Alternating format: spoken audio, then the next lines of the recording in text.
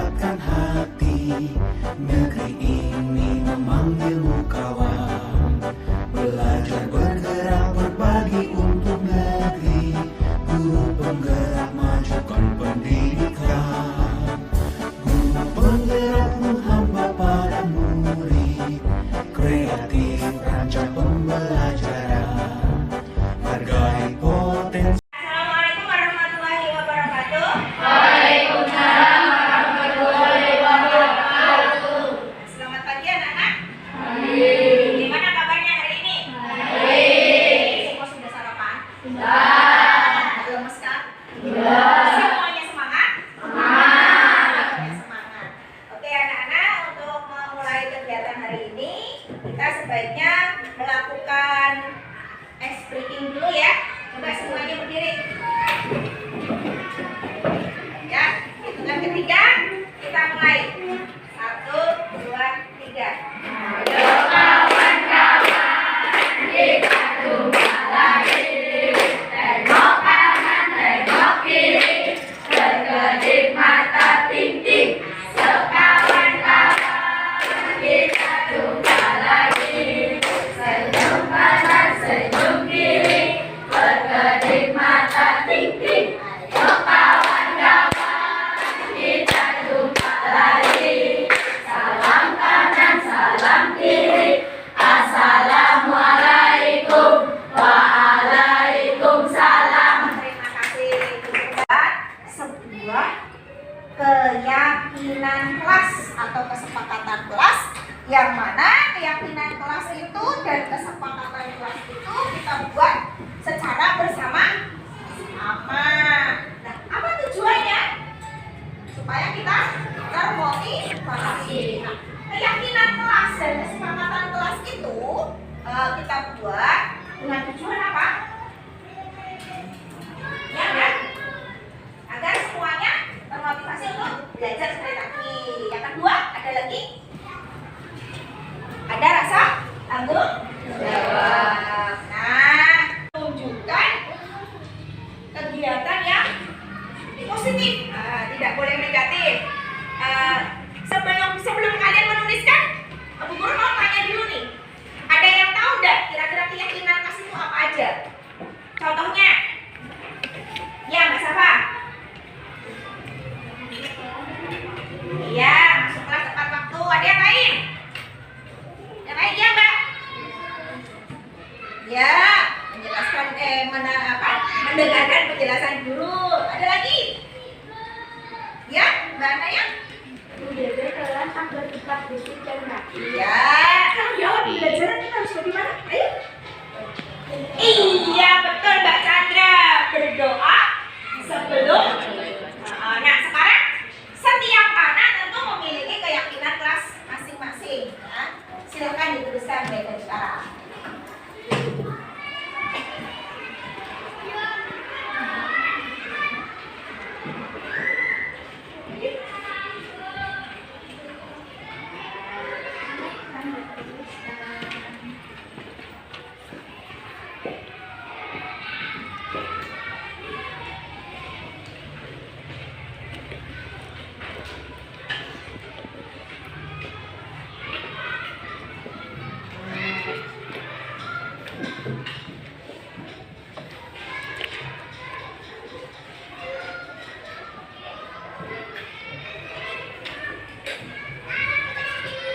Bagi yang sudah selesai bisa ditempelkan di sini. Bu Guru menyiapkan ini dulu ya, apa namanya?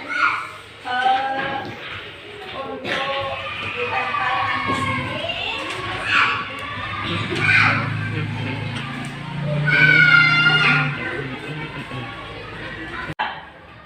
Yang lain yuk.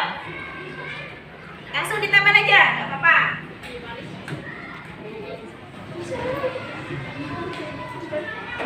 Ya boleh, bagus. Ayo, yang lain semuanya boleh semuanya. Nah, urutan ya, biar nggak bertabrakan jalannya. Ayo, ya. Belajar dengan bersungguh-sungguh. Ya, kita tentunya kalau mau pintar ya harus belajar dengan bersungguh-sungguh. Bagus sekali. Kemudian yang kedua, saling membantu teman yang sedang kesulitan. Ya, saling membantu, saling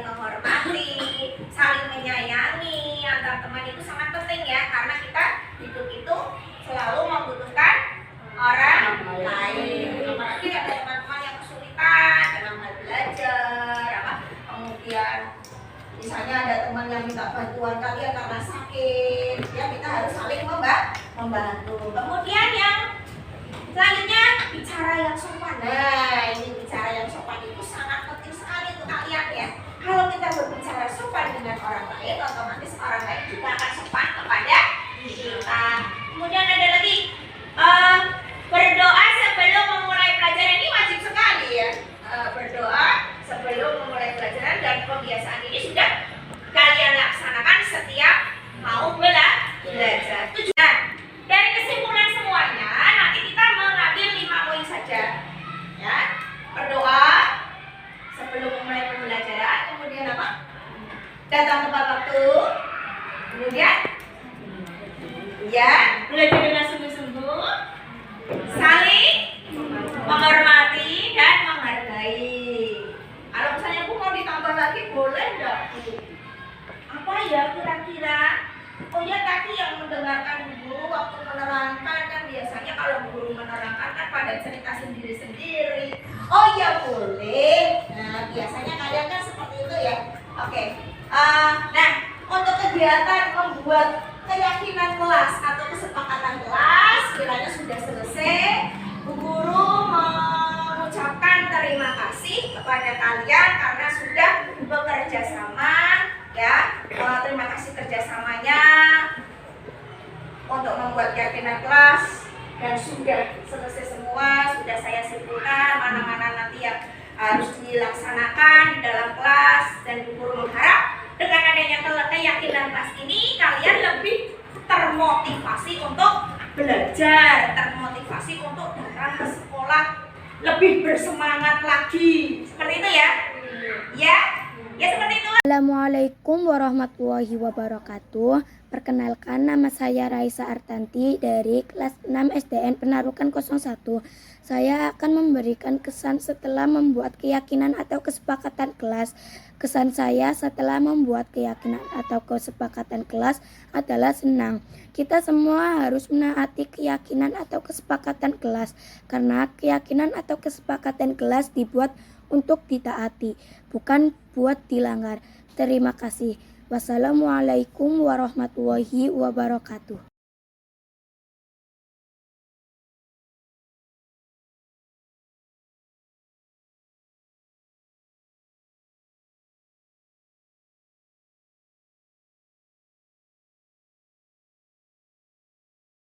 Assalamualaikum warahmatullahi wabarakatuh. Waalaikumsalam warahmatullahi wabarakatuh. Alhamdulillahirrahmanirrahim. Puji syukur kita sampaikan kehadirat Allah Subhanahu wa Ta'ala, karena pada siang hari ini yang cukup panas ini kita dapat berkumpul kembali di sini dalam acara pemaparan budaya positif oleh Ibu Yuni Asih Lestari SPD. Salawat serta salam semoga selalu tercurah limpahkan kepada junjungan kita Nabi besar Muhammad Sallallahu Alaihi Wasallam. Insya Allah kita selaku umatnya mendapatkan syafaat beliau di yaumil akhir nanti. Amin. Langsung saja, untuk mempersingkat waktu, saya akan membacakan susunan acaranya. Yang pertama adalah pembukaan, yang kedua adalah sambutan, yang selanjutnya adalah pemaparan atau intinya, yang selanjutnya adalah tanya jawab, lalu penyampaian kesimpulan dan penutup. Untuk memperlancar acara, marilah kita buka dengan bacaan basmalah bersama-sama. Bismillahirrahmanirrahim. Acara selanjutnya yaitu sambutan yang akan diwakili oleh Bapak Kurniaji Subianto SPD. Kepada Bapak kami persilakan. Assalamualaikum warahmatullahi wabarakatuh. Alhamdulillahirrahmanirrahim. Wassalatu wassalamu ala asyrofil anbiya'i wal mursalin sayyidina Muhammadin wa ala alihi washabihi ajma'in. Alhamdulillah, pada kesempatan pagi hari ini kita diberikan kesehatan dan kesempatan untuk melaksanakan kegiatan tentang apa Bu? Pengibasan. Pemaparan ya. Pemaparan yang nanti akan disampaikan oleh Ibu Asih Lestari. Mudah-mudahan untuk kegiatan pada siang hari ini bisa berjalan dengan lancar dan sesuai dengan rencana. Mungkin itu saja sambutan dari saya. Terima kasih. Wassalamualaikum warahmatullahi wabarakatuh. Waalaikumsalam.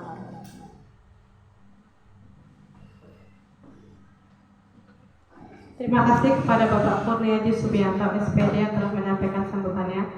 Untuk yang selanjutnya adalah acara inti, yaitu pemaparan budaya positif yang akan disampaikan oleh Ibu Yuni Asih Lestari SPD. Kepada Ibu Yuni kami persilakan. Ya, terima kasih. Sebelumnya saya sampaikan pada moderator.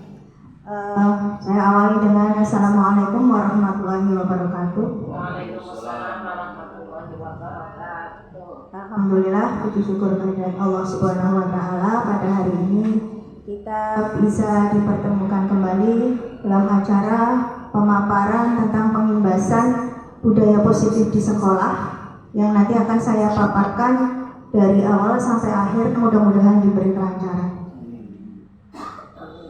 Bapak Ibu sekalian, di sini saya membuat sebuah rencana pemaparan yang akan saya imbaskan ke Bapak Ibu semua tentang pemahaman budaya positif di sekolah. Sebelum masuk ke materi awal tentang budaya positif, saya akan memberi pernyataan di bawah ini ya, pernyataan-pernyataan tentang apakah Bapak Ibu setuju dengan pernyataan ini. Yang pertama adalah hukuman dapat mendisiplinkan anak.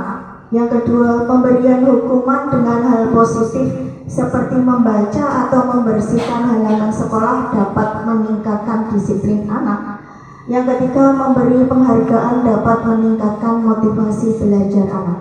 Menurut Bapak Ibu, bagaimana dengan pernyataan demikian? Apakah kita akan memberi hukuman yang dapat mendisiplinkan anak? Tidak, gitu. Tidak. Kemudian yang kedua, pemberian hukuman dengan hal positif seperti membaca atau membersihkan halaman sekolah, apakah dapat meningkatkan disiplin anak? Menurut Bapak Ibu bagaimana? Tidak Juga tidak mesti ya. Kemudian yang ketiga, memberi penghargaan dapat meningkatkan motivasi belajar anak. bisa Jadi, nah ini berarti intinya ada hukuman untuk mendisiplinkan anak nih. Saya lanjutkan lagi. Sesuai dengan perubahan paradigma, ada A dan B, yaitu A itu Anda dan teman Anda itu B. Sobeklah secari kertas kecil, tuliskan benda atau sesuatu yang sangat berharga untuk Anda. Letakkan di salah satu tangan Anda dan genggam benda atau sesuatu tersebut dengan segala daya. Buatlah sebuah kepala. Teman Anda, si B, akan mencoba dengan sekuat tenaga dengan berbagai cara untuk meminta Anda memberikan benda tersebut. Dia bisa membujuk, mengancam, menghardik, merayu, menyuap, apa saja agar dapat membuka kepala tangan Anda. Apa yang terjadi? Di sini dapat kita ambil suatu pelajaran, Bapak Ibu, bahwa setiap orang itu memiliki sesuatu yang pribadi dan tidak bisa diungkit oleh orang lain. Seperti halnya kita memperlakukan sesuatu kepada anak, kita tidak bisa memaksakan anak harus berbuat ini, itu, dan sebagainya, karena anak memiliki prinsip sendiri-sendiri. Ini merupakan suatu kepala. Nah, kemudian apabila saya menghendaki Bapak Ibu semua membuka kepala itu, sedangkan kepala itu adalah sesuatu hal yang sangat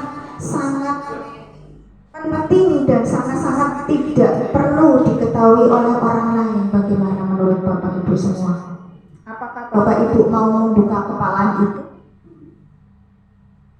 Tentu saja tidak. Ya. Betul sekali, tentu saja tidak. Itu tergantung dari diri kita sendiri. Jadi intinya kita tidak boleh dipaksakan oleh apapun. Kemudian di sini ada juga tentang perubahan paradigma teori kontrol yang disebut juga dengan ilusi kontrol.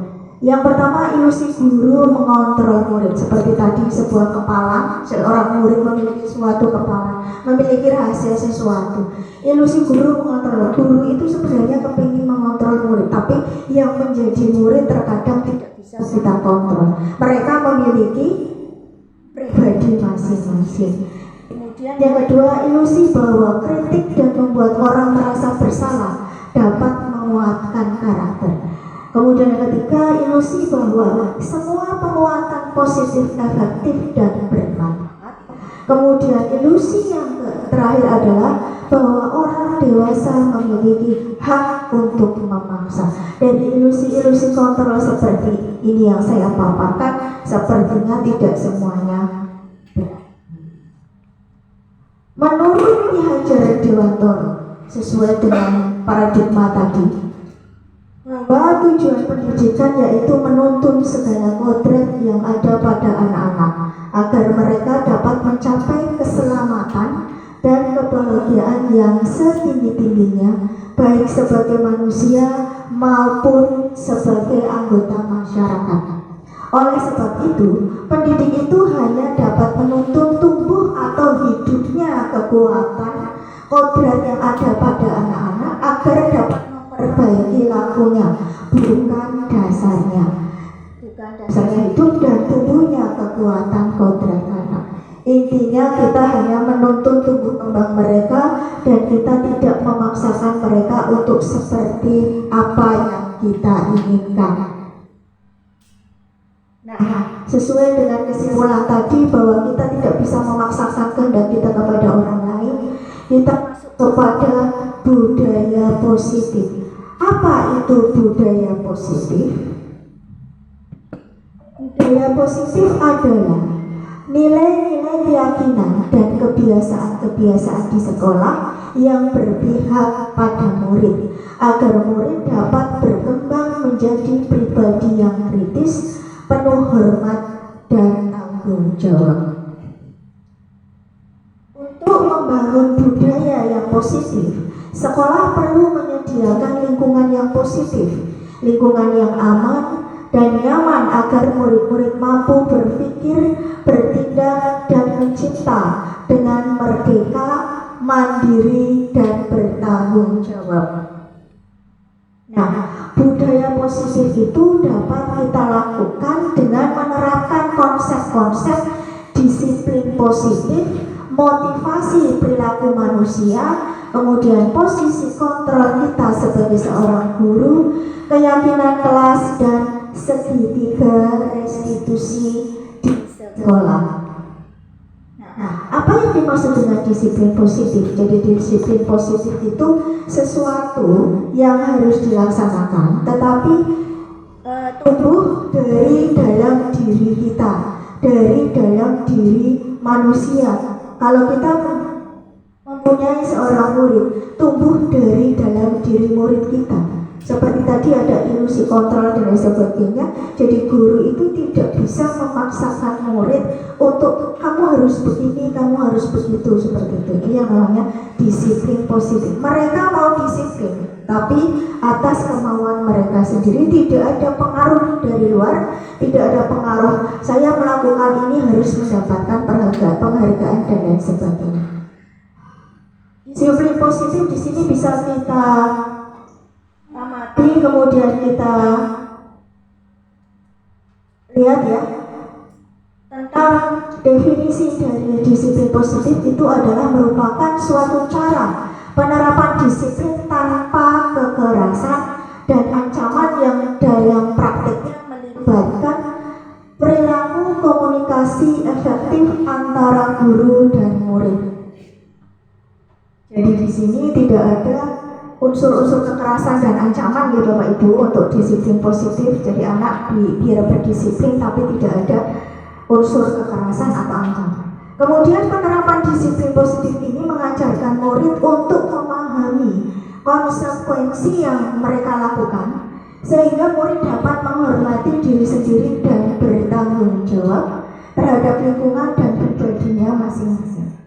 Jadi disiplin positif merupakan salah satu cara menerapkan budaya positif yang bertujuan untuk menumbuhkan kesadaran serta memberdayakan murid untuk melakukan sesuatu tanpa adanya sogokan, ancaman maupun hukuman. Nah, jadi di sini sebenarnya untuk hukuman itu untuk sekarang itu mendidik atau menuntun anak murid kita tidak perlu nih Bapak Ibu. Kita memiliki jalan tersendiri atau cara tersendiri untuk dapat mendisiplinkan murid.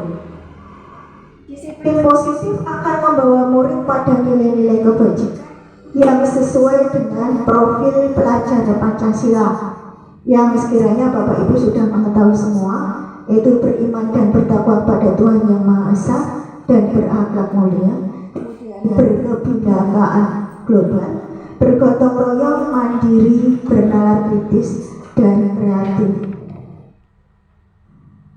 Nah, untuk membudayakan budaya positif, kita biasanya sebagai seorang guru menerapkan hal-hal positif yang mana kita terapkan sebelum ke lingkup sekolah yang lebih luas. Kita terapkan pada kelas, yaitu diawali dengan pembentukan keyakinan kelas, di mana dalam pembentukan keyakinan kelas ini kita tidak menggunakan kata atau kalimat dari peraturan atau tata tertib, karena keyakinan kelas itu bukan peraturan atau bukan tata tertib sekolah ya.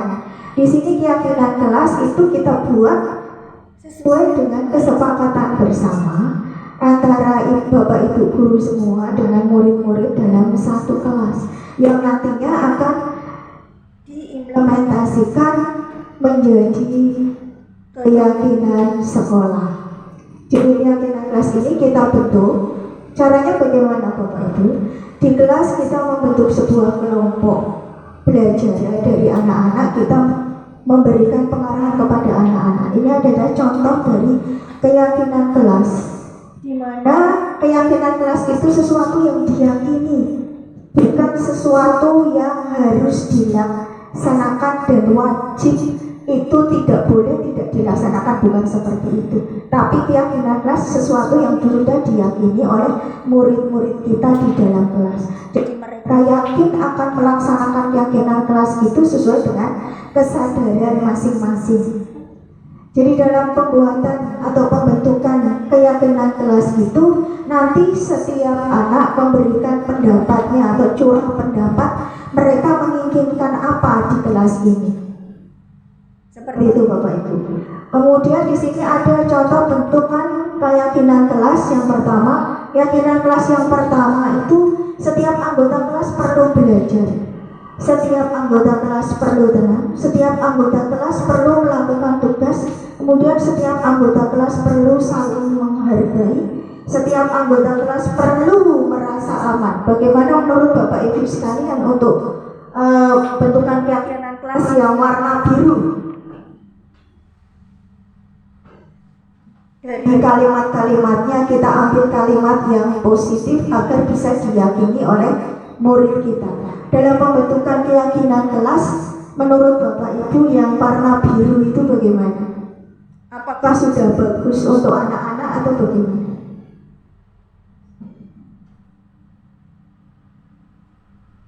Jadi di sini menurut Bapak Ibu untuk yang warna biru bagaimana? Ya, yang sebelah sini Ibu.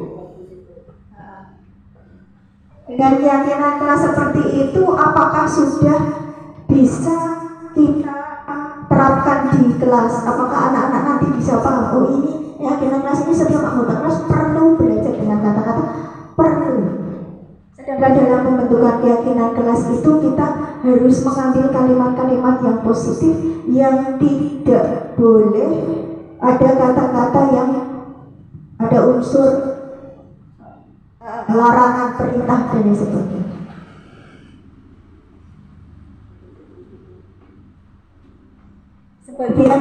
Sebagian sudah agak betul. Kemudian yang kedua, hormat. Kami meyakini bahwa keyakinan kelas yang kedua ini, kami meyakini bahwa sangat penting untuk menghormati hak setiap orang dan barang milik orang lain. Kira-kira bagus nggak ini ya, kalimat positifnya untuk anak? Kami meyakini, berarti kami sudah meyakini, mereka meyakini dengan pembentukan keyakinan kelas ini. Kami meyakini, bagus ini untuk kalimat positifnya ya Bapak Ibu. Kemudian yang kedua tentang pekerja, kami meyakini bahwa sangat penting untuk mengerjakan segala pekerjaan dan mengikuti kegiatan yang telah ditugaskan. Bagus ya. Jadi untuk kesimpulannya, untuk yang kuning ini bagus ya, menggunakan kalimat kami meyakini. Kami meyakini. Nah, dapat kita simpulkan bahwa untuk pembentukan keyakinan kelas itu bisa di warna merah itu ya, selalu bersikap positif, kemudian senantiasa menjadi diri yang terbaik, kemudian percaya dan menghormati orang lain serta barang miliknya, kemudian berkomitmen terhadap setiap tugas, dan terakhir adalah senantiasa membantu. Nah, ini pembentukan keyakinan kelas, di mana kegiatan pembentukan keyakinan kelas ini merupakan salah satu dari kegiatan-kegiatan penerapan budaya positif di kelas. Tadi ada sebuah posisi kontrol, sekarang ada keyakinan kelas. Nanti saya jabarkan bagaimana posisi Bapak Ibu sebagai seorang guru untuk menerapkan posisi Bapak Ibu sebagai guru agar tidak memberikan hukuman kepada anak. Ini contoh kegiatannya ya. Untuk keyakinan kelas kayaknya sudah. Sekarang saya lanjutkan. Nah ini, kalau kita menerapkan budaya positif, tentu kita juga harus memperhatikan 5 kebutuhan dasar manusia. Kalau tadi kan kita membuat sebuah keyakinan kelas Bapak Ibu, kita juga harus menghargai kebutuhan dasar manusia. Setiap murid juga memiliki kebutuhan dasar. Mereka juga berhak memiliki kesenangan, memiliki kebebasan, dan memiliki power atau kekuasaan. Tapi bukan berarti mereka berkuasa dan sebagainya. Ini kita akan mengerti atau menganalisa tentang bagaimana kebutuhan dasar manusia itu agar kita dapat melakukan atau menerapkan budaya positif di sekolah itu dengan baik. Kebutuhan dasar manusia pada utama adalah untuk bertahan hidup atau survivor. Kemudian kedua, cinta dan kasih sayang, ini juga dibutuhkan oleh murid kita. Kemudian ketiga adalah kebebasan atau freedom. Yang keempat, kesenangan. Yang kelima, kekuasaan atau power. Di sini ada sebuah kasus. Ibu Susi, guru kelas 5 di SD Harapan, sedang bingung menghadapi ulah salah satu murid di kelasnya, yaitu Udin. Beberapa anak telah datang dan mengeluh Udin sering meminta bekal makan siang mereka dengan paksa. Jika Anda menghadapi situasi seperti Ibu Susi, apa yang Anda lakukan? Menurut Anda, kira-kira apa alasan Udin untuk melakukan hal itu? Coba dicermati Bapak Ibu, ada sebuah kasus di sini. Udin itu sering meminta bekal makanan kepada temannya di sini ya, tapi dengan paksa. Sekarang sikap Bapak Ibu untuk mereda sikap si Udin ini bagaimana? Bagaimana? Ada yang bisa menyampaikan pendapat? Di sini nanti kita akan bahas bagaimana kita sebagai seorang guru sesuai dengan 5 posisi kontrol kita sesuai dengan segitiga restitusi. Ada yang bisa berpendapat? Monggo silakan. Satu saja. Mau bagaimana, Bu Barokah? Bu Barokah sebagai Ibu Susi misalnya, ada anak yang seperti itu, terus yang dilakukan Ibu Susi ini kira-kira bukan Bu Barokah gimana? Urutan awalnya Udin dibantu dulu. Ya. Dulu kayak kamu lakukan terhadap teman-teman kamu. Ya. Klarifikasi lah, klarifikasi tindakan Udin terhadap teman-temannya. Nanti kalau Udin jawabnya, misalnya, ya Bu, saya memang minta sama teman karena saya lapar. Ya. Saya tidak punya duit untuk beli jajan. Nah, itu berarti nanti ada tindakan dari guru bagaimana agar Udin ini tidak melakukan hal tersebut.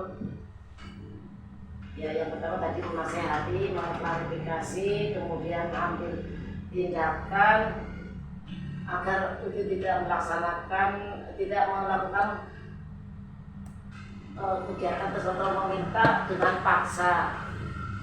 Ya. Oh, barangkali ada yang mau menambah. Ada yang mau menambahkan, silakan. Ini karakter seorang Udin ini dalam bentuk fisik apa paling besar? Ya. Satu itu. Yang kedua, Udin ini dikatakan otoriter atau menguasai satu kelas itu. Jadi sehingga ditakuti oleh teman-temannya. Dengan alasan yang umum, kemungkinan itu tadi karena Udin merasa berkuasa. Tuh. Jadi kesimpulannya di sini untuk mengatasi si Udin menurut Ibu Barokah tadi betul memang klarifikasi betul ya. Kemudian menasehati kenapa alasannya, ini sudah masuk ke posisi kontrol sebagai seorang guru. Kemudian mungkin di sini alasannya Udin lapar. Kemudian kalau alasan Pak Tareh mungkin di sini Udin memiliki rasa kekuasaan ya, termasuk 5 kebutuhan dasar tadi. Memang setiap anak memiliki kebutuhan itu, tapi jadi di sini untuk mengatasi masalah si Udin tadi bisa digunakan cara dari Ibu Barokah, klarifikasi dulu, dan apa masalahnya, kemudian tindakannya bagaimana, kemudian bagaimana Udin itu nanti bisa berubah seperti itu ya Pak. Dan dari pendapat Pak Tareh memang ada unsur-unsur kekuasaan dari Udin itu karena memiliki kebutuhan itu. Kalau dari Bu Barokah, Udin itu melakukan hal itu mungkin karena alasan lapar. Itu memang juga merupakan kebutuhan dasar manusia, betul sekali. Jadi di sini betul sekali kesimpulannya. Saya beri apresiasi yang sangat luar biasa untuk Bu Barokah dan Pak Tareh. Di sini terima kasih untuk pendapatnya. Kemudian di sini ada juga kesimpulan untuk dari kasus tadi. Dalam konteks penerapan disiplin positif, Ibu Susi sebaiknya mencari tahu alasan Udin melakukan tindakan tersebut agar mengetahui kebutuhan mana yang sedang dipenuhi Udin. Ya, tepat sekali seperti tadi yang dijawab Bu Barokah ya Pak. Ini saya cocokkan dengan jawaban yang ada. Kemudian apabila jawaban Udin karena dia lapar dan orang tuanya tidak membawakan bekal makan siang, ini merupakan juga kebutuhan dasar bertahan hidup. Kemudian yang kedua, apabila jawaban Udin karena dia senang temannya jadi memperhatikan kebutuhan cinta dan kasih sayang, butuh perhatian kepada orang lain, ini mempunyai kebutuhan cinta dan kasih sayang karena kebutuhan untuk diterima teman-temannya. Kemudian yang ketiga, apabila jawaban Udin karena ia merasa hebat, temannya dia takut dan menurutnya kebutuhan kekuasaan, terus Pak itu tadi masuk nih. Kemudian ada lagi, apabila jawaban Udin karena ia merasa bosan dengan bekal yang dibawakan oleh orang tuanya selalu sama, ini masuk pada kebutuhan kebebasan akan pilihan. Yang terakhir, apabila jawaban Udin karena iseng saja dan ia menikmati ekspresi wajah temannya yang kesal karena makanannya diambil, merupakan kebutuhan kesenangan. Ini sebenarnya jangan ini ya, tidak boleh ini kebutuhan kesenangan. Tapi yang namanya anak kan punya karakter masing-masing, bebas berekspresi. Nah, setelah kita melihat kasus dari Udin, kita tentunya sebagai Seorang guru juga berpikir bagaimana caranya hal-hal yang baik itu kita terapkan ke murid untuk mengatasi segala masalah yang ada di sekolah, di kelas, terutama pada murid itu sendiri. Jadi kita sebagai seorang guru harus mengenal yang namanya 5 posisi kontrol. Jadi kita juga dalam berbuat sesuatu harus ada kontrol, ya Bapak Ibu. 5 posisi kontrol ini ada sebagai penghukum. Terkadang di sini ada hubungannya dengan rasa emosional. Biar anak itu merasa bersalah. Kenapa kamu? Kamu kenapa terlambat? Nah itu posisi penghukum. Biasanya kita sebagai seorang guru kadang kita emosinya juga nggak stabil ya. Tapi dengan adanya 5 posisi kontrol ini mungkin nanti bisa diperbaiki bagaimana cara kita peran kita sebagai seorang guru agar bisa dicontoh oleh murid kita. Yang kedua, membuat rasa bersalah. Yang ketiga, sebagai teman. Kemudian yang keempat, sebagai pemantau. Kemudian yang kelima, sebagai manajer. Kalau sebagai penghukum tadi ada kata-kata yang membuat anak itu tidak boleh ini, tidak boleh, dan harus dilarang. Kenapa kamu seperti ini? Langsung ditegur. Itu sebenarnya membuat anak menjadi merasa bersalah juga bisa. Kemudian di sini membuat rasa bersalah, iya. Kamu berbuat seperti itu, nanti Pak Guru gimana? Nanti kalau ditegur kepala sekolah bagaimana? Akhirnya anak kan merasa bersalah ya. Itu terkadang ada teguran dari guru seperti itu. Kemudian yang ketiga, sebagai teman. Kalau sebagai teman itu biasanya kita merangkul anak. Ayo, sini. Misalnya tadi Udin, kamu itu kenapa kok seperti itu? Kita rangkul, kita ajak ngobrol, itu sebagai teman. Kalau kita sebagai pemantau, kita hanya memantau gerak-gerik anak saja, entah itu perbuatannya salah atau kita langsung menegur. Yang terakhir adalah sebagai manajer. Nah, sebagai manajer ini, nanti kita lihat beberapa posisi kontrol yang sebenarnya yang seharusnya dan sebaiknya dilakukan oleh Bapak Ibu semua, dan membuat anak itu menjadi termotivasi untuk belajar dan menjadi anak yang mandiri dan bertanggung jawab. Tidak ada rasa bersalah, tidak ada rasa mereka itu melakukan sesuatu ini salah apa enggak seperti itu. Terus kemudian tidak merasa mereka itu berpikir, oh ya nanti kalau aku melakukan ini, nanti aku dapat hukuman ini, aku dapat ancaman ini. Tidak. Jadi dengan adanya posisi manajer, nanti Bapak Ibu semua akan tahu bagaimana sebaiknya Bapak Ibu sebagai seorang guru untuk mengatasi masalah yang ada. Ini saya tampilkan sebuah video tentang 5 posisi kontrol. Bagus.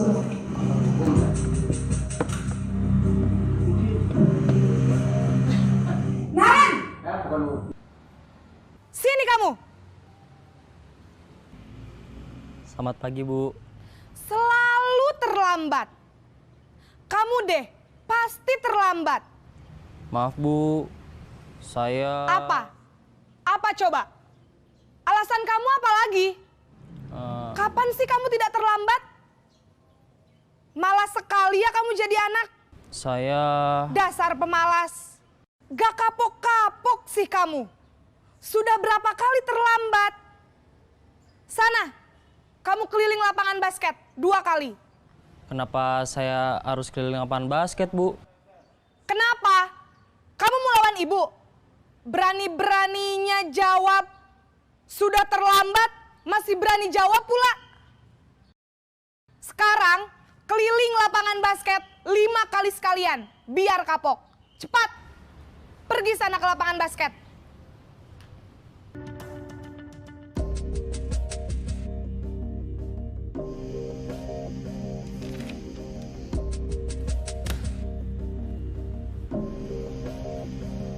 Naren!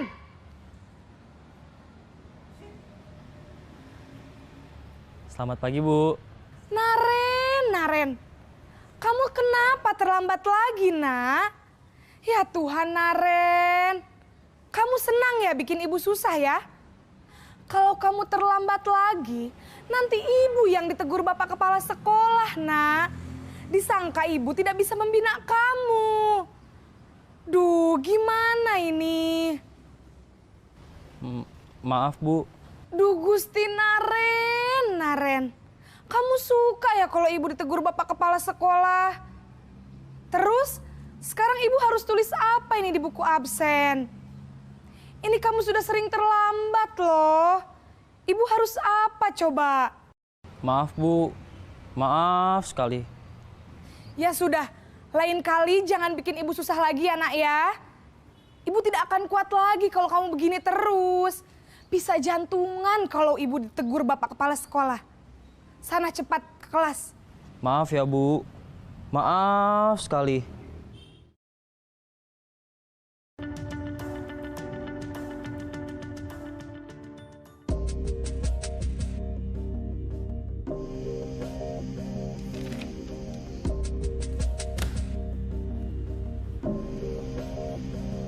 Naren!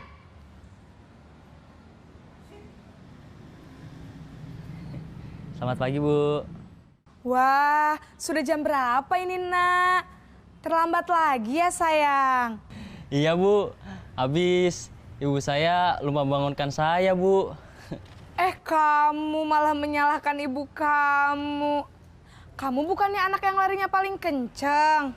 Kok terlambat sih? Iya Bu, saya memang terlambat bangun tadi. Jadi biarpun saya lari kencang, tetap gak kekejar Bu. Ya sudah sana, nanti lain kali larinya lebih kenceng lagi ya. Biar gak terlambat lagi. Bikin seneng ibu, demi ibu. Bisa kan? Bisa lah Bu. Ya sudah sana masuk kelas. Ibu beresin urusan absen kamu. Kamu ini ada-ada saja.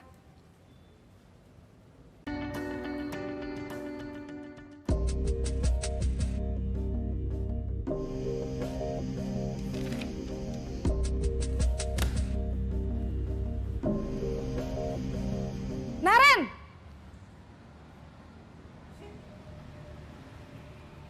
Selamat pagi Bu. Naren, apa peraturan sekolah kita tentang jam berapa kita harus masuk sekolah, nak? Kita harus di sekolah jam 7 Bu. Iya betul, sekarang sudah jam 7.20. Naren sudah tahu konsekuensinya jika terlambat hadir. Paham Bu, saya harus tinggal kelas pas jam istirahat selama 20 menit. Iya benar, konsekuensinya demikian. Jadi nanti jam 9.30 pas istirahat, kamu harus tinggal di kelas, kerjakan tugas tambahan untuk ketertinggalan kamu, ya? Baik Bu.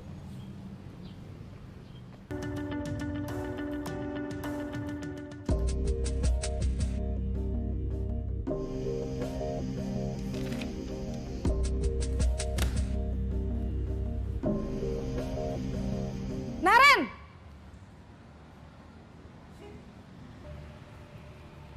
Selamat pagi Bu. Selamat pagi Naren. Maaf Bu, saya terlambat. Iya, sekolah masuknya jam 7, sekarang sudah jam 7.20. Jadi sekarang bagaimana ini Naren? Maaf Bu, saya lupa setel alarm saya semalam. Baiklah, menurut kamu, keyakinan sekolah yang mana yang perlu kamu tingkatkan? Menghargai diri sendiri dan orang lain mungkin ya Bu. Setuju. Jadi, apakah Naren meyakini prinsip saling menghormati tersebut? Iya Bu, saya meyakininya. Apakah Naren bersedia memperbaiki masalah keterlambatan ini? Bersedia Bu. Bagaimana kamu akan perbaiki masalah keterlambatan ini? Saya akan coba untuk tidak lupa menyetel alarm saya Bu. Baik, kalau Naren lupa menyetel alarm di rumah, ada orang yang kira-kira bisa bantu mengingatkan tidak? Ada Bu, kakak saya, Kak Ema. Ada lagi selain Kak Ema? Selain Kak Ema, ada ibu saya. Baik, jadi yang mengingatkan Naren adalah Kak Ema dan ibu kamu ya? Kira-kira akan mulai setel alarm kapan nih Naren? Setelah pulang sekolah, akan segera saya lakukan. Baik, jadi Naren akan setel alarm untuk bangun besok pagi dan akan diingatkan oleh kakak dan ibunda Naren ya. Ada lagi yang mungkin perlu dilakukan Naren? Agar tidak terlambat bangun lagi. Tidak ada Bu. Baik Naren, terima kasih untuk kerjasama kamu. Sekarang kamu perlu kembali ke kelas untuk belajar. Baik Bu, terima kasih. Sudah selesai tadi videonya ya Bapak Ibu, bagaimana kesannya? Tadi ada 5 posisi kontrol yang harus dilakukan oleh Bapak Ibu semua apabila terjadi masalah, misalnya keterlambatan anak untuk berangkat ke sekolah. Dari 5 posisi kontrol itu kira-kira Bapak Ibu mau menerapkan yang mana? Lebih bagus yang mana? Sebagai seorang teman. Kemudian ada lagi pendapat lain.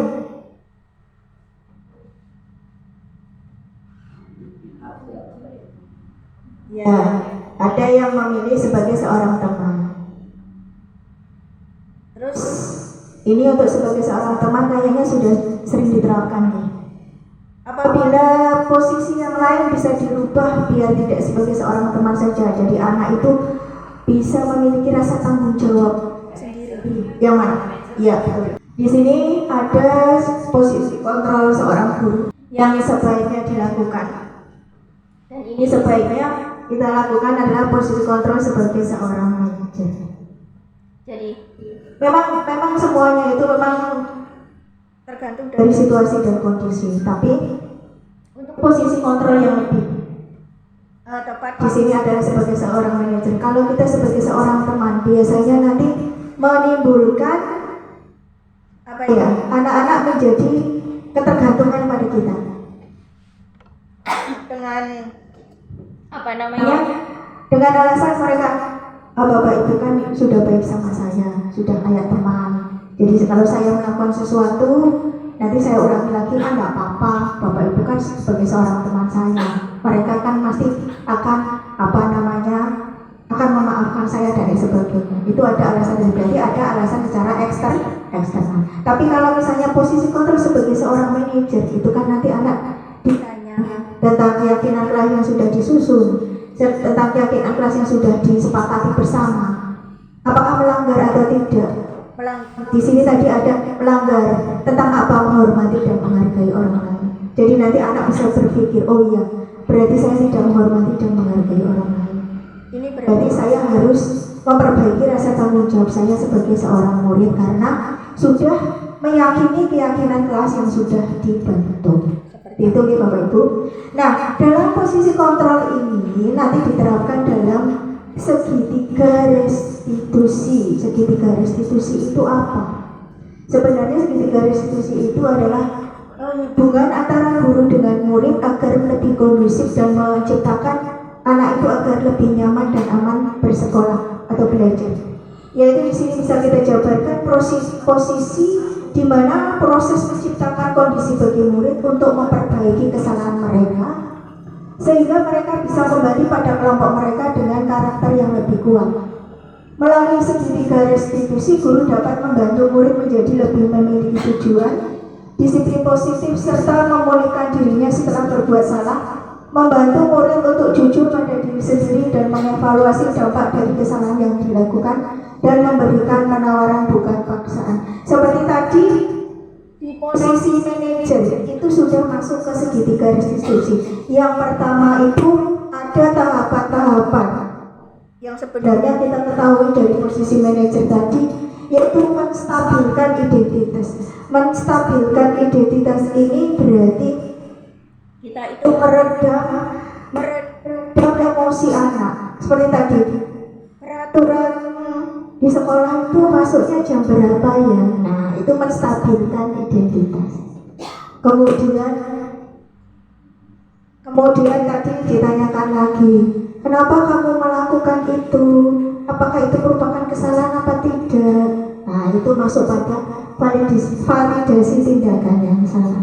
Kemudian menanyakan keyakinan, apakah yang kamu lakukan itu bisa melanggar keyakinan kelas? Nah, itu yang ketiga tadi saya menanyakan keyakinan. Jadi anak itu menjadi tergugah bahwa oh iya, saya itu berbuat salah, tetapi saya harus meyakini keyakinan kelas yang sudah ada.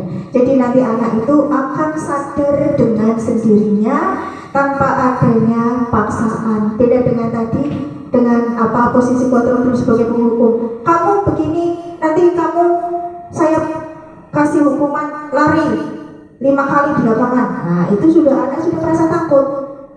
Kemudian tadi juga ada kalau tadi sebagai seorang teman memang bisa kita menjadi seorang teman, tapi dengan adanya seorang teman mungkin akan menimbulkan anak itu tidak mandiri lah, ya. Tidak mandiri dan kurang bertanggung jawab. Dan terakhir ini manajer tadi seperti yang sudah dijawab oleh sudah dijawabkan sama Bu Barokah tentang kasus dari Udin tadi ya, itu sudah masuk ke segitiga restitusi. Jadi mendekati anak dulu, kemudian mencari alasan dan kenapa melakukan itu, kemudian yang terakhir menanyakan keyakinan yang dilakukan itu salah apa tidak, kemudian keyakinan apa yang harus diperbaiki kalau misalnya melanggar keyakinan kelas seperti itu. Dari segitiga restitusi ini apakah ada yang perlu ditanyakan sampai ke segitiga restitusi?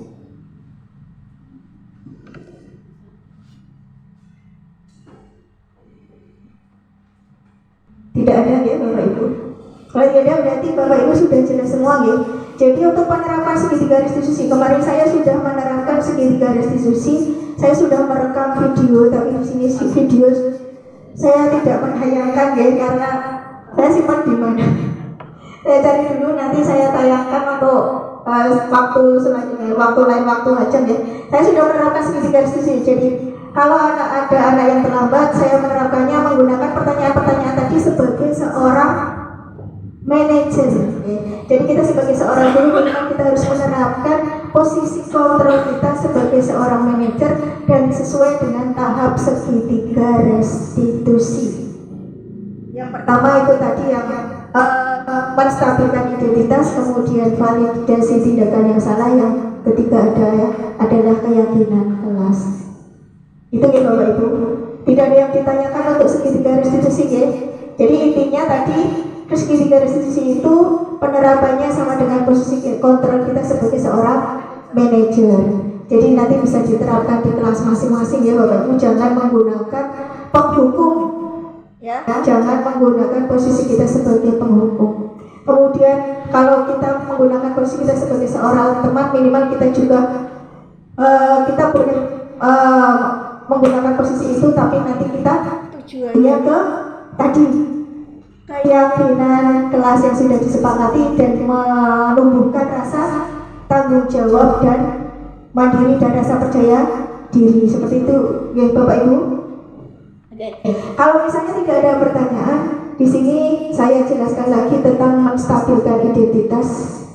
Yang intinya dari segitiga restitusi ini bahwa berbuat salah itu hal yang manusiawi. Jadi gini, kalau kita misalnya menerapkan kepada anak, apakah kamu berbuat salah seperti itu, terlambat datang ke sekolah? Iya Bu, itu salah. Memang semua orang itu manusiawi kalau berbuat salah. Nah ini menstabilkan identitas. Nanti kalimatnya seperti itu. Jadi kalaupun misalnya kita berbuat salah, buat posisi guru seperti kamu juga akan merasa bersalah seperti itu. Kalau misalnya emosi dengan teman, memang kalau posisi guru seperti kamu juga akan merasa emosi. Itu menstabilkan identitas.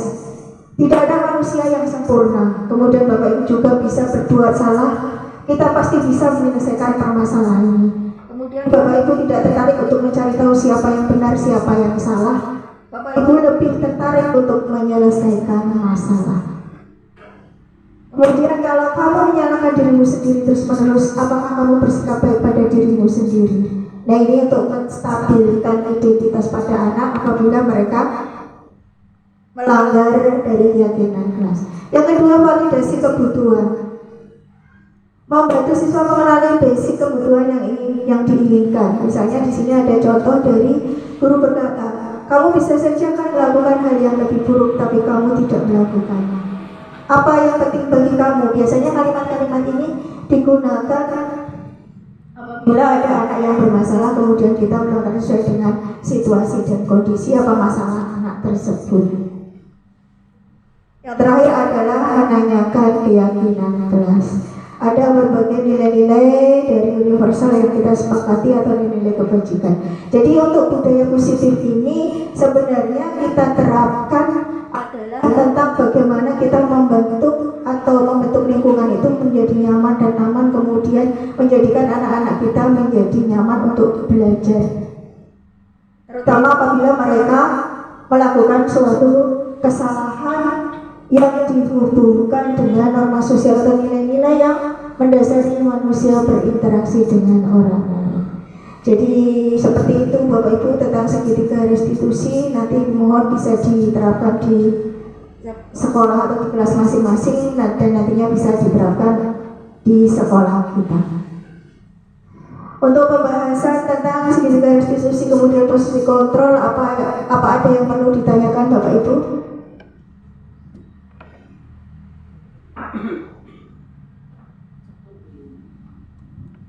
Ya cukup ya, kayaknya sudah ngantuk semuanya.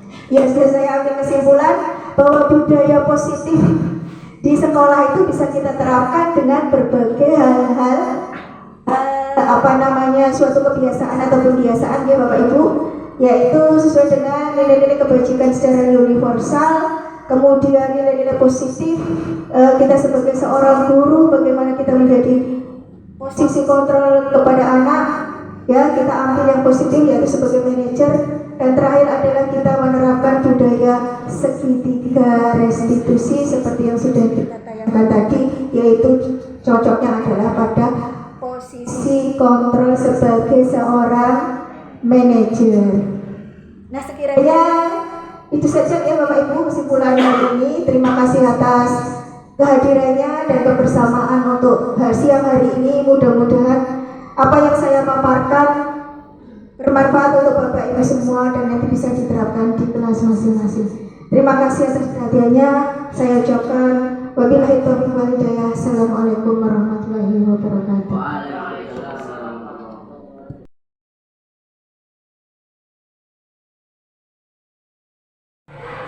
Assalamualaikum warahmatullahi wabarakatuh. Perkenalkan, saya Siti Barokah, SAG, Guru Agama SD Penarukan 01. Setelah mengikuti pemaparan tentang budaya positif dari CGP Angkatan 9 yaitu Ibu Yuni Asih Lestari, akhirnya kami mengetahui beberapa hal yang harus dibudayakan di SD kami yaitu SD Penarukan 01. Mudah-mudahan apa yang beliau Bu Yuni sampaikan bisa bermanfaat bagi kita semua. Terima kasih. Assalamualaikum warahmatullahi wabarakatuh.